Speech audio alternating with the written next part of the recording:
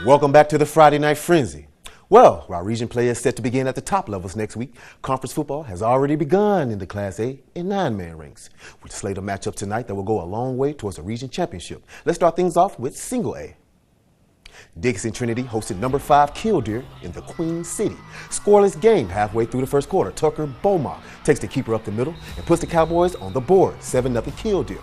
Cowboys get an interception on the ensuing Titan drive, but they find pay dirt again. This time, Cale Hansen finds Cooper Bang on the skinny post. Killdeer takes a 2-score lead. Next drive, Dixon Trinity looking for something on offense, and they find it. Brody Kuntz gives his guy a chance, Nick Sobolik, as he comes down with the catch. The Titans are in business. Killdeer is up 20-12 in the fourth quarter right now.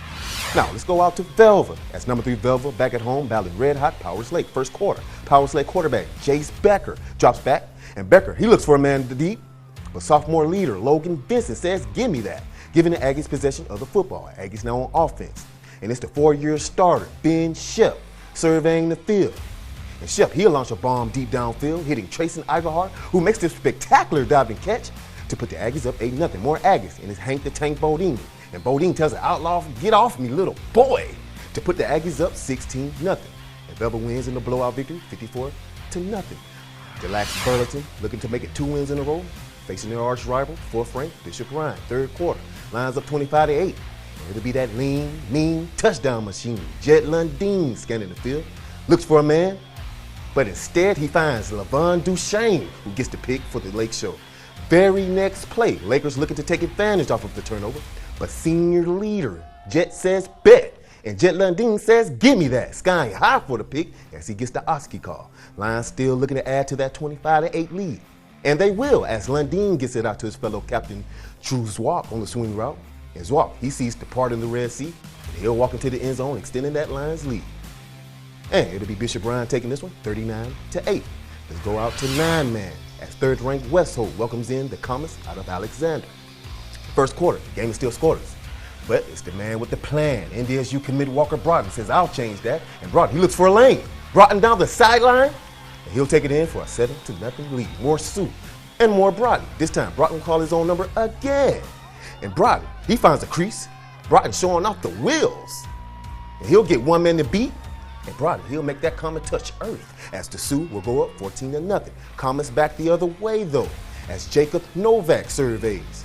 And he looks for a man downfield, and he'll find Rope Murdoch, who goes full making the dive and catch. But that driver stalled. And the Sioux won't hesitate to answer, as sophomore leader Addison Palmer will take it in for about 6 yards out. And the Sioux will go up 24-0. Now, moving to 9-man, or staying in 9-man actually, another top 5 matchup with number 4 Linton battling 5th-ranked South Border. Game tied at 6.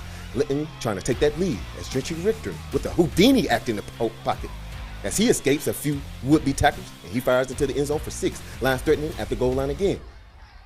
And Levi Keeney, he takes the handoff. He tosses it to Jake Hayes, and Hayes, he'll walk in for another score. Mustangs with the ball trying to close the gap as Berkeley France looks downfield. Keeney snatches that one out of the air for the pick. And the Lions are rolling out. Richter tosses another touchdown. This one goes to Cashton Mosier. And the Linton offense puts on a show for the home crowd as they beat South Border 48-13.